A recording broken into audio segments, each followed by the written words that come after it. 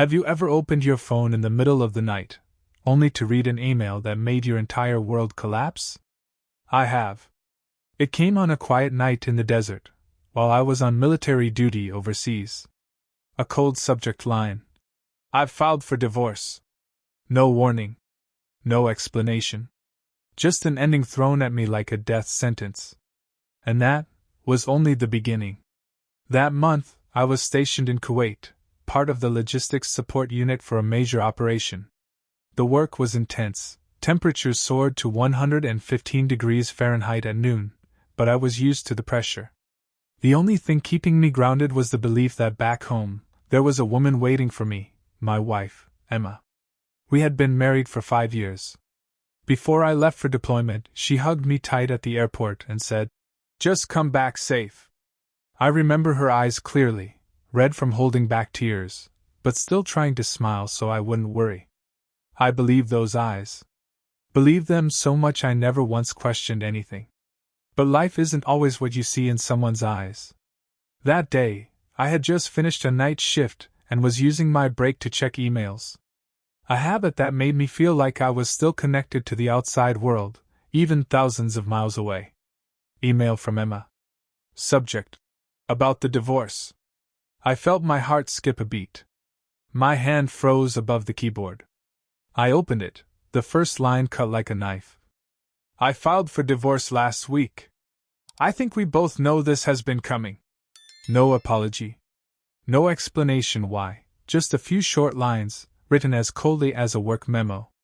At the bottom was an attachment, the divorce papers, already signed. All that was left was for me to sign. I sat frozen in front of the screen. The sounds of the bass outside faded away. I felt empty. But that wasn't all. When I logged into our joint bank account, the one thing that still made me feel like we had some kind of connection, I went numb. Balance $0. All the salary, savings, and military allowances I'd been sending home every month, gone. The last time I checked was over 3 weeks ago. There had been more than $42,000. Now there was nothing. No warning. No reason. No alert. I tried calling her. No answer. I texted. No reply. Social media? Blocked. The woman who used to sleep next to me every night now acted like I never existed. I don't know what hurt more, being left, or being betrayed in such a cold, calculated way. I didn't know what to believe anymore. I'm a soldier, trained to face enemies, bullets, death. But nothing had prepared me for being stabbed in the back, by the one I loved most. That night, I didn't sleep. Not because of bombs. Not because of duty. But because I realized I had lost everything in life, and didn't even see it coming.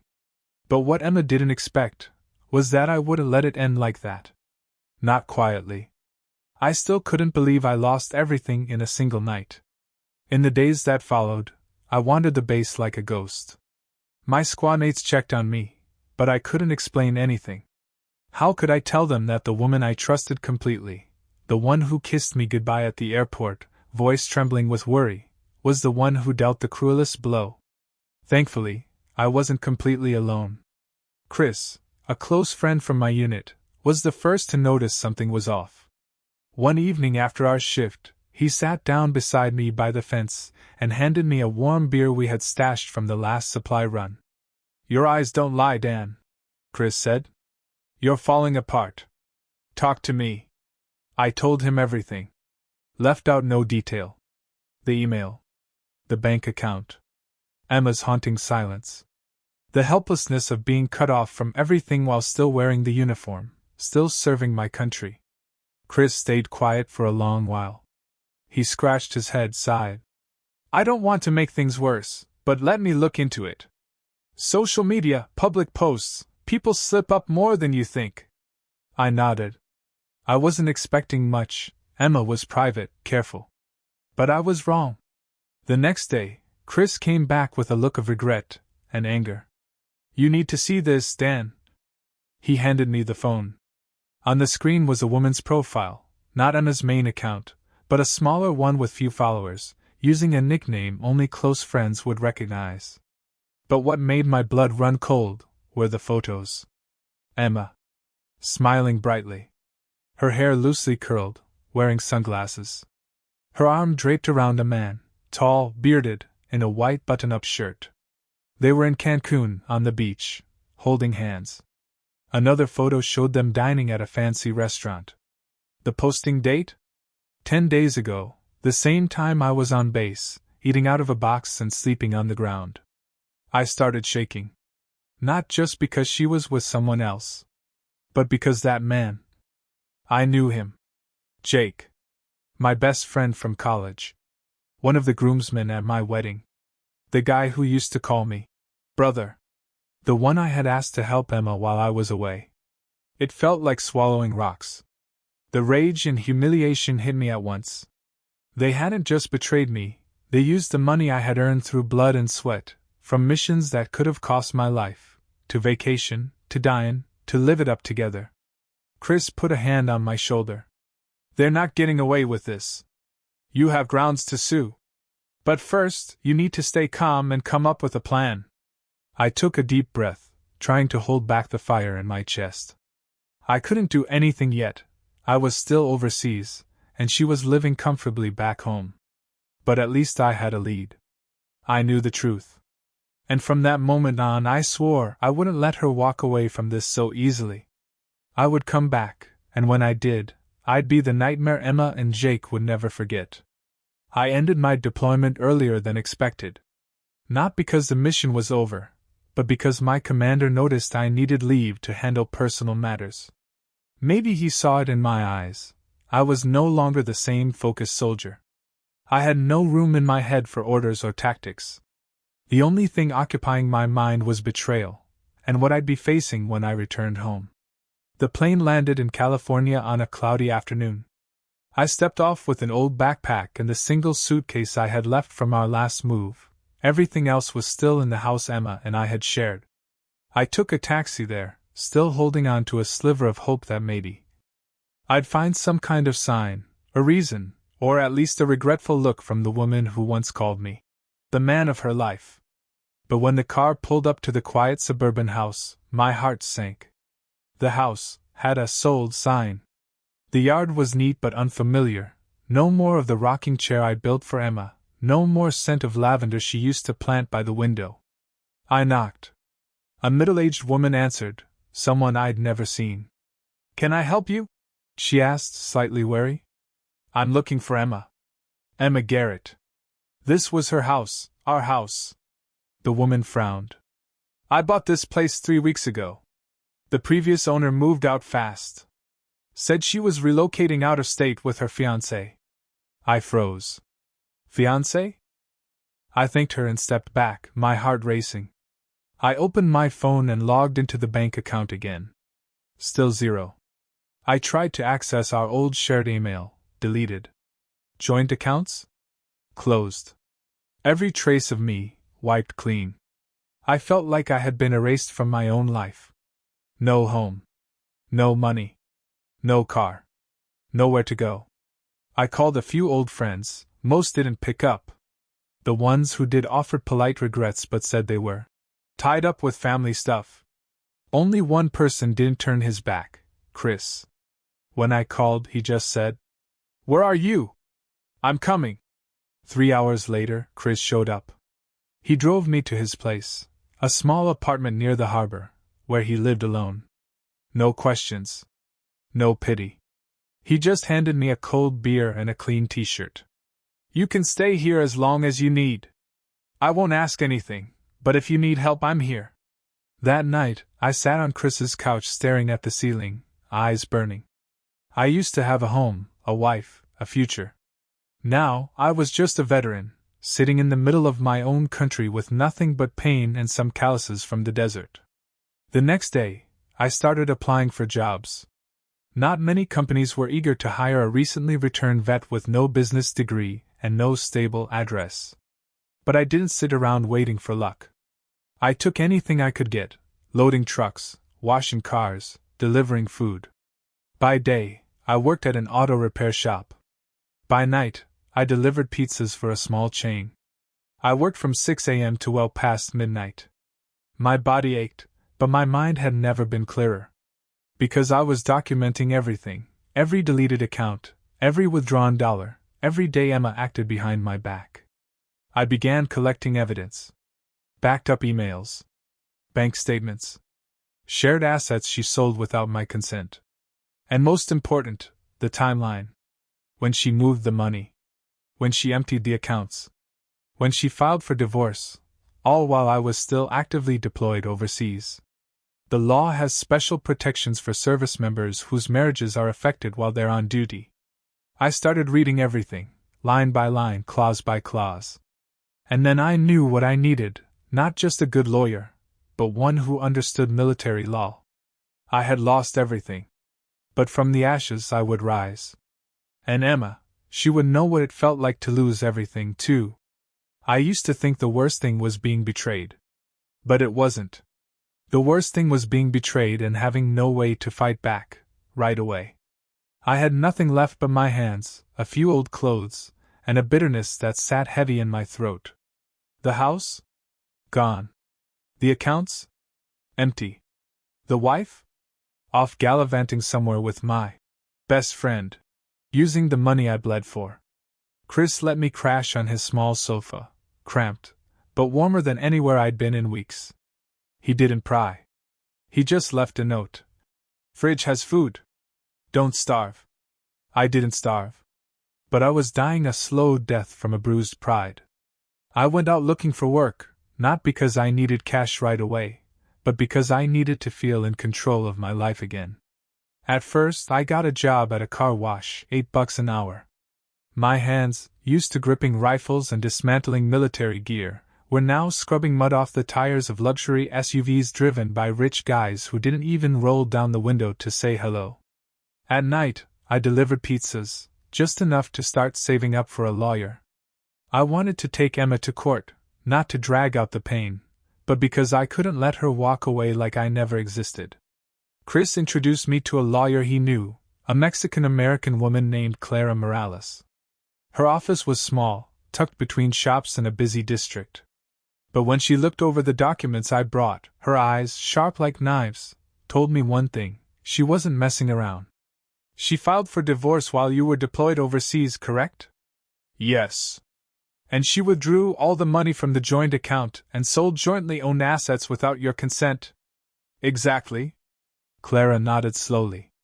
Then listen carefully, Dan.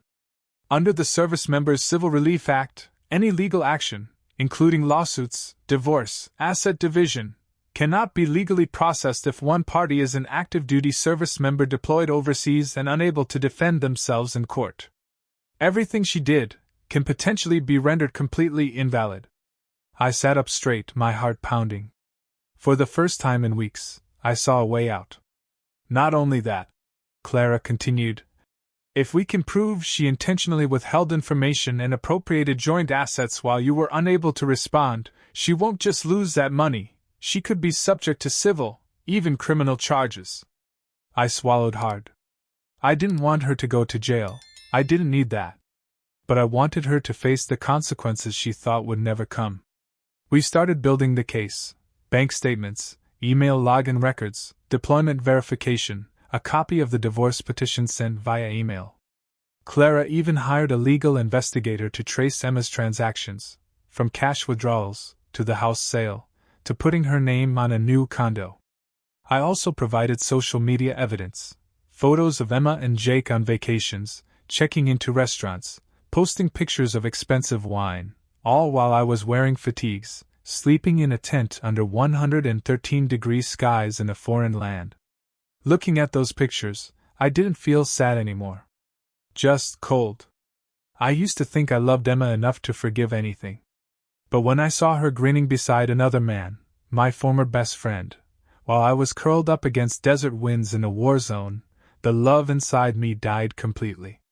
Clara said, "We'll ask the court to invalidate the current asset division, restore joint property rights, file for damages, and request a new, legal division, this time by the book."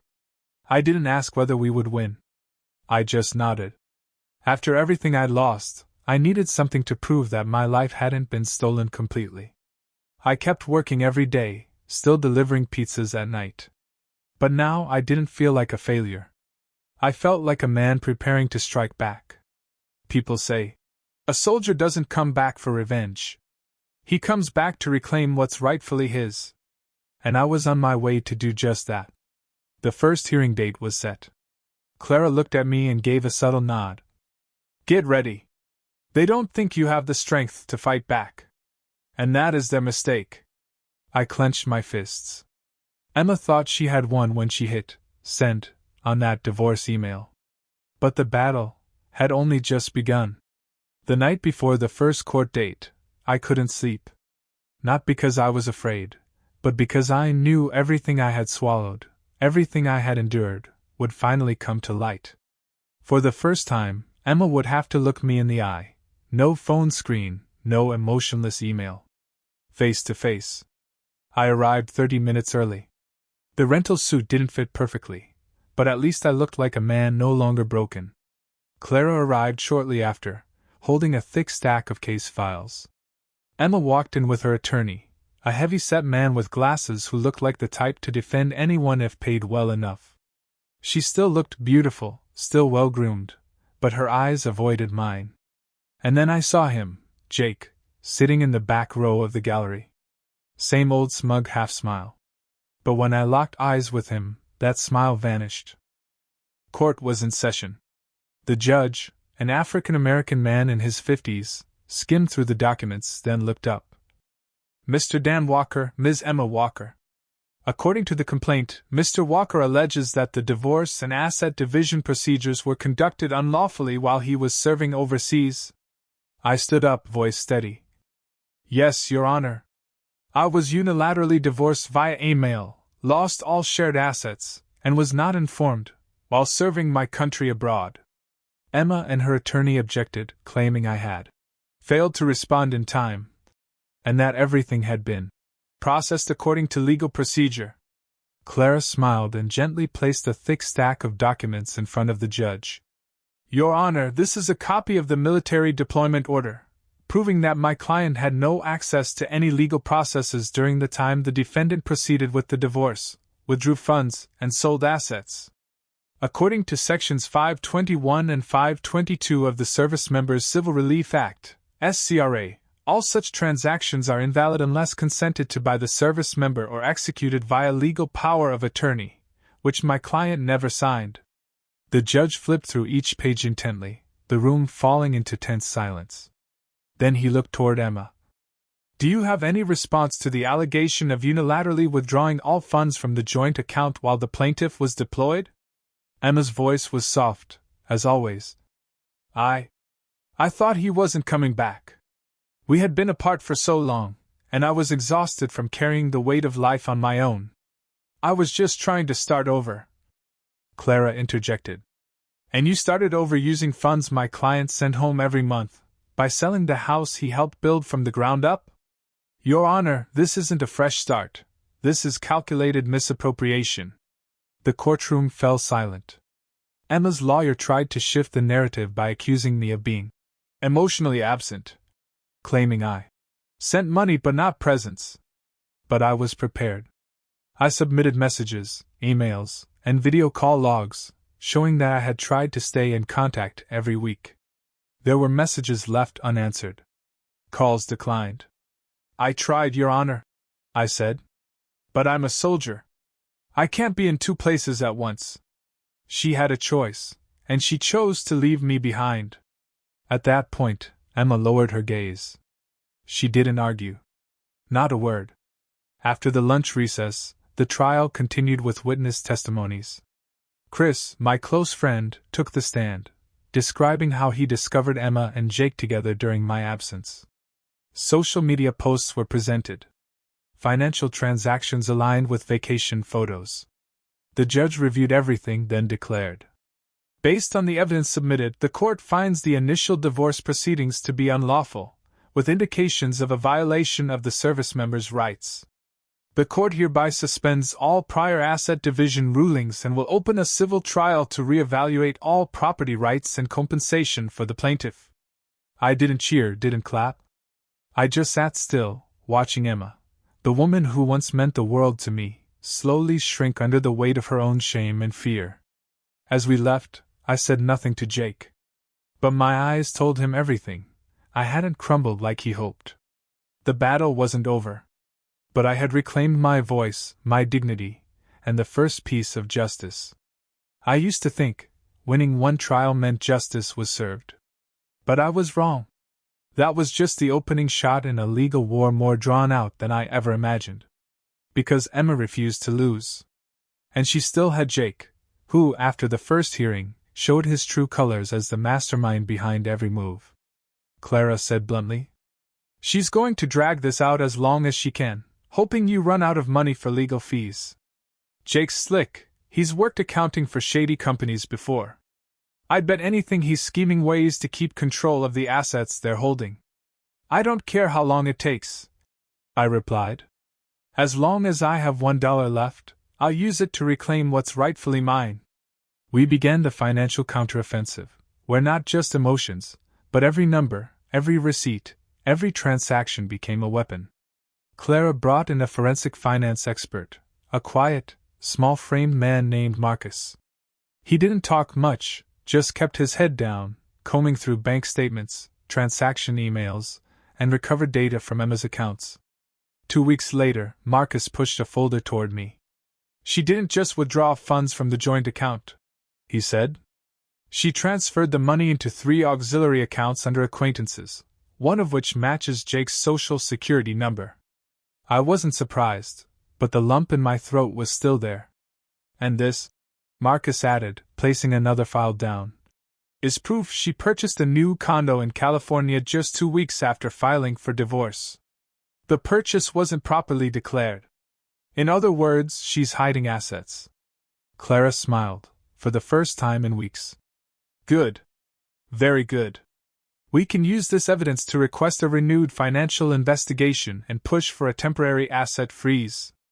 If we prove intentional concealment, she could forfeit her claim to any asset division entirely." The strategy was clear: prove that Emma didn't just betray me, she tried to deceive the law itself. I don't feel pain anymore. Now, I see this entire story as a chess match. Emma and Jake chose to play dirty, and they never expected I could fight back with patience and proof. We filed a motion to reopen the financial investigation. The court approved it, and from that point on, things started to unravel for Emma. Jake, the guy who once sat in the gallery smirking, stopped showing up to court. Clara guessed he was scared of being pulled into a related lawsuit. I kept working like usual. Washing cars in the morning, delivering packages at night. But every time I saw my bank account grow a little, I felt like I was rebuilding from ashes, brick by brick. In a supplemental hearing, Emma, looking more exhausted than ever, was forced to disclose all assets in her possession. Under pressure from both the judge and our legal team, she admitted to the condo in California, stock investments, and a new car, all purchased using money from our joint account. The judge coldly declared, "The court acknowledges intentional concealment of assets. Under Texas marital property law, the plaintiff has the right to request a full redistribution of assets from the beginning." Emma said nothing. Her eyes stayed on the floor, hands clenched, as if trying to hold on to the last pieces of her dignity. I didn't feel triumphant.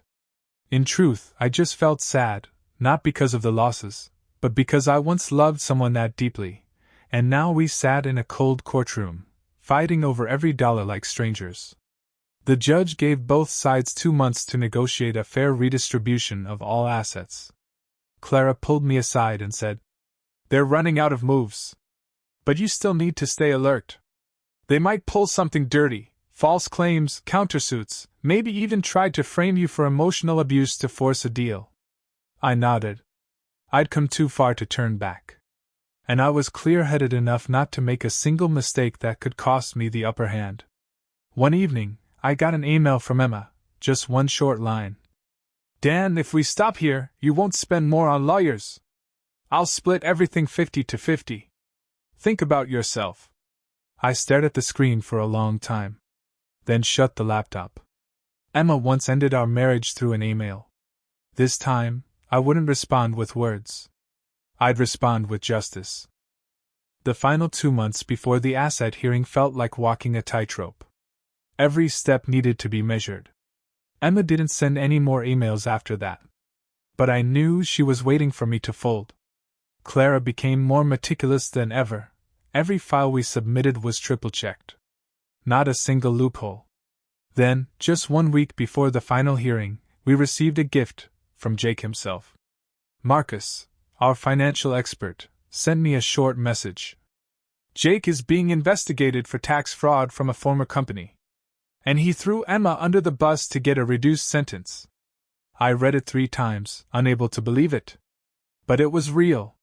In his affidavit to the IRS, Jake admitted that Emma had asked him to help fabricate fake financial records, funnel money through intermediaries to avoid property division laws. She used acquaintances' names, shell companies, even hired people to forge contracts to make the misuse of joint funds look legitimate. Clara smiled, this time with real satisfaction. Checkmate. Jake's testimony was accepted by the court as new evidence. And at the final hearing, Emma had to face the consequences. The judge ruled. Due to intentional deception of the court, concealment of assets, and collusion with a third party to commit financial fraud, the defendant, Ms. Emma Walker, is hereby stripped of any claim to assets originating from the joint account, and must fully repay all amounts misappropriated. I didn't celebrate. I just exhaled, relieved, as if I'd finally set down a backpack of rocks I'd been carrying for years. Emma cried. But her tears no longer reached me. I stood up, straightened my suit jacket, and walked out of the courthouse. Free. Not free from a marriage, but free from the feeling of being betrayed, disrespected, and left behind like someone disposable. 3 months later, I moved to Austin, Texas. I used part of the money I recovered to open a small auto repair garage, returning to the craft I loved since my time in the military, fixing engines, working with machines, and the freedom of managing my own time. I named it Honor Garage, because I never want to forget, honor was the last thing I had left, and it's what helped me keep going. Chris, my best friend, never once left my side. He became my partner, both as an advisor and the one who helped me connect with clients in the veteran community. Clara, after the lawsuit ended, refused any extra payment. She simply sent a message. I've never seen someone stabbed in the back so many times, and still walk upright. I thanked her. Not with money, but with a lifetime contract. Whenever my garage needs a lawyer, the first name I'll call is hers. One autumn morning, while wiping down the garage sign, I received a package. No return address. Inside was an old photo, me and Emma on our wedding day, that smile, now just a beautiful scar. On the back of the photo, only 3 handwritten words. I'm sorry. E. I didn't feel angry. But I didn't feel moved either. I held the photo for a moment, then gently placed it in the bottom drawer, where I keep things that don't need to be thrown away, but no longer belong in my life. Now every time I watch a car drive out of the garage, engine roaring, I feel something strange. What I lost wasn't a wife. It was the illusion that I had ever been truly loved. I'm no longer the man who got left behind by email. I'm Dan Walker, the soldier who came back from war, from divorce, and from pain I once thought would break me. And I'm still living, not because Emma apologized, or Jake got what he deserved. I'm living, because I chose not to bow my head. Life doesn't always betray us with direct blows, but with the silence of someone who once swore they loved us. Dan didn't just lose a wife, he lost his belief in love. And that's what he had to rebuild, piece by piece, from the ashes. But he did it, with strength, with honor, and with faith in the truth. Sometimes, justice arrives late, but when it does, it restores more than assets, it brings back the person you thought you had lost. What do you think of this story? If you were Dan, would you forgive, or keep walking without looking back? Drop your thoughts below, I'd love to read them. And don't forget to like, share if you think this story deserves it, and hit follow for more powerful life journeys to come.